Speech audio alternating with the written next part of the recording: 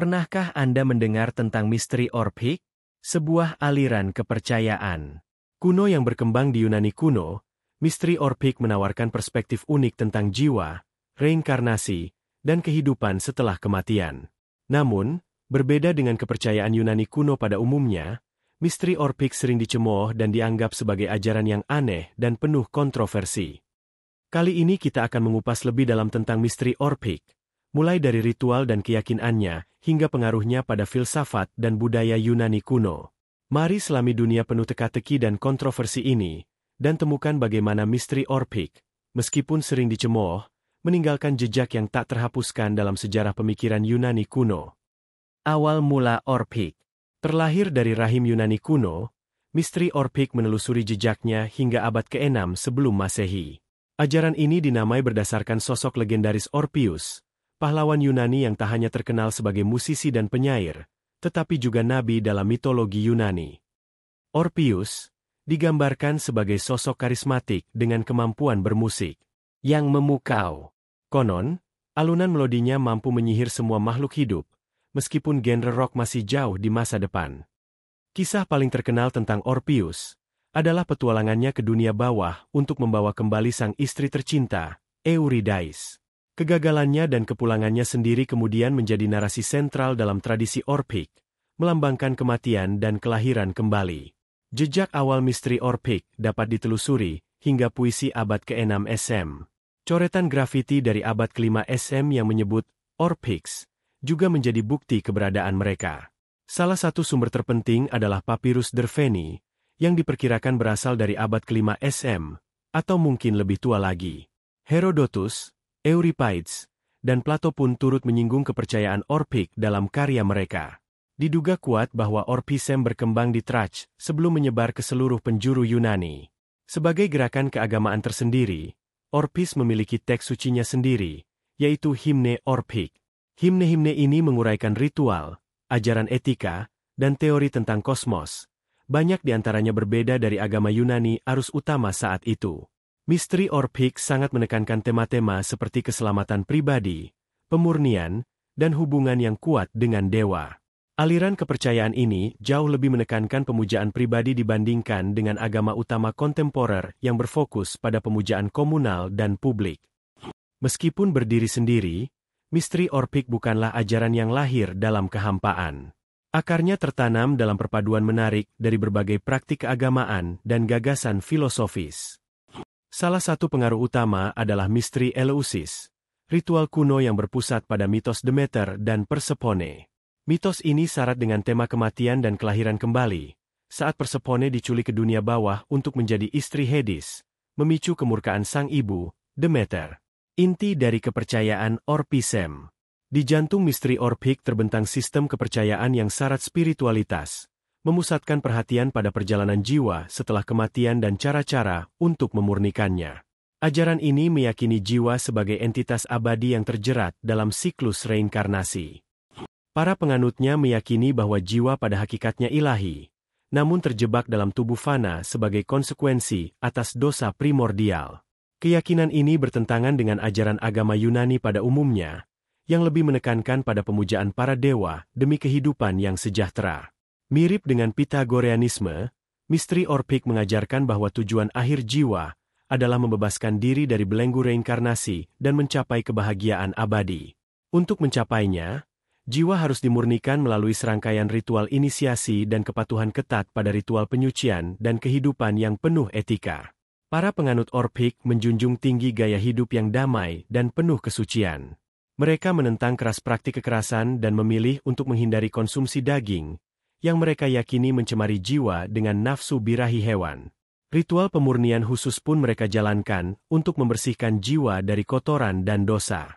Sebagai simbol kesucian, mereka mengenakan pakaian putih dan menghindari keterikatan berlebihan dengan dunia material. Namun, yang membuat Orphis benar-benar unik adalah kosmologi dan fokusnya pada mitos dan legenda yang penuh misteri. Salah satu mitos penting adalah kisah Dionysus Zagreus, dewa yang dibunuh dan dimangsa oleh para titan, namun kemudian dibangkitkan kembali. Mitos ini melambangkan fragmentasi jiwa dan reunifikasi yang tak terelakkan, menjadi sentral dalam pemahaman Orphik tentang kehidupan, kematian, dan kelahiran kembali. Konon, para Titan menipu Dionysus dengan mainan, lalu membunuhnya dan memakan dagingnya. Menurut misteri Orphik, setiap manusia memiliki percikan ilahi, fragmen dewa Dionysus yang tertanam dalam diri mereka. Percikan ini menghubungkan manusia dengan alam ilahi dan menjadi dasar keyakinan mereka pada esensi ilahi di dalam diri setiap individu. Ajaran etis Orphik pun menekankan kesucian, kesalehan, dan pengejaran pengetahuan sebagai sarana untuk mencapai peningkatan spiritual dan reunifikasi akhir dengan Sang Pencipta. Sayangnya, banyak informasi tentang Orphis berasal dari sumber yang mencemooh, sehingga sulit untuk memisahkan praktik nyata mereka dengan fiksi. Beberapa sumber kuno yang terpercaya memberikan gambaran sekilas tentang keyakinan dan ritual mereka. Jika sumber-sumber ini akurat, Orphis menekankan konsep adikia, yaitu pantang menyakiti makhluk hidup apapun. Pembunuhan dan kekerasan sangat dilarang. Mereka menjalani gaya hidup asketis yang ketat dengan aturan-aturan kaku. Plato melukiskan gambaran tentang para pendeta Orphik yang cukup menarik. Mereka digambarkan sebagai pengganggu yang mendatangi orang-orang Yunani kaya dengan membawa kitab suci, menawarkan pembersihan jiwa dengan imbalan donasi. Plato menganggap gagasan kitab suci tunggal itu aneh dan baru, mungkin karena sebagian besar tradisi keagamaan pada saat itu bersifat lisan. Sayangnya, tidak ada satupun kitab suci Orphik yang berhasil bertahan hingga saat ini. Jiwa, akhirat dan filsafat Yunani. Meski Orphis tergolong agama esoteris, bukan berarti ia tak memengaruhi kepercayaan utama Yunani seiring berjalannya waktu. Orphis menawarkan gagasan yang jauh berbeda dari pandangan Homer tentang alam baka, yang digambarkan sebagai dunia suram dan kelam di bawah tanah. Orphis membawa harapan yang lebih optimistis. Dengan kerja keras, seseorang bisa mencapai transendensi dan kebahagiaan kekal. Pandangan yang lebih ceria ini secara signifikan memengaruhi praktik keagamaan dan pemikiran filsafat di dunia Yunani kuno. Penekanan Orphis pada sifat ilahi jiwa dan potensinya untuk menjadi abadi memengaruhi berbagai aliran filsafat, khususnya Pitagoreanisme dan Platonisme. Pythagoras, yang sendiri terpengaruh oleh doktrin Orphik, mengadopsi gagasan tentang keabadian dan transmigrasi jiwa. Kepercayaan ini menjadi landasan pemikiran Pythagorean, yang menyatakan bahwa jiwa menjalani rangkaian reinkarnasi dan pada akhirnya dapat dimurnikan melalui kontemplasi filsafat, kehidupan etis, dan matematika. Plato, salah satu filsuf paling berpengaruh dalam pemikiran Barat, juga mengintegrasikan konsep Orphik ke dalam filsafatnya. Dalam dialog-dialog seperti Phaedo dan Republik, Plato mengelaborasi gagasan tentang keabadian jiwa dan perjalanannya menuju alam keberadaan yang lebih tinggi dan lebih sempurna. Ia menggambarkan jiwa sebagai sesuatu yang pada dasarnya ilahi dan mampu mencapai pengetahuan sejati serta bentuk-bentuk eternal melalui pemurnian intelektual dan moral. Kedengarannya sangat mirip, bukan? Lebih lanjut, tema-tema Orphik ditemukan dalam karya para filsuf dan gerakan keagamaan di masa setelahnya. Periode Helenistik menyaksikan perpaduan gagasan Orphik, Pythagorean, dan Platonis, yang berkontribusi pada perkembangan Neoplatonisme. Para Neoplatonis seperti Plotinus menekankan pendakian jiwa menuju yang tunggal, sumber utama segala keberadaan, melalui praktik spiritual dan kontemplasi filsafat.